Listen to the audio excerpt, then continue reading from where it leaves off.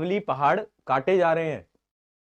अरावली के जो पहाड़ हैं उसमें एक स्पेसिफिक हाइट फिक्स कर दी है, उससे ऊपर के ही पहाड़ माने जाएंगे, वरना उससे नीचे में माइनिंग्स वगैरह के लिए कॉन्ट्रैक्ट दे दिया जाएगा। सुप्रीम कोर्ट ने डिसीजन लिया है, बट मेरा ऐसा मानना है कि गलत जगह पे लिया है, क्योंकि ये डिसीजन राजस्थान की धरती में है।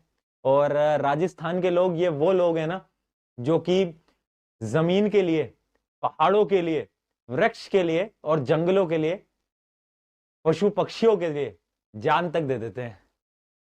हमारी हिस्ट्री में ऐसा ही रहा है हमेशा से, जब से बड़े हुए तब से देखा है कि ये वो धरती है जहां पे अगर एक पशु पक्षी को भी मार देते हैं ना, तो उसके लिए भी लोगों को, बड़े बड़े सेलिब्रिटीज को जेल करवा दी जाती है।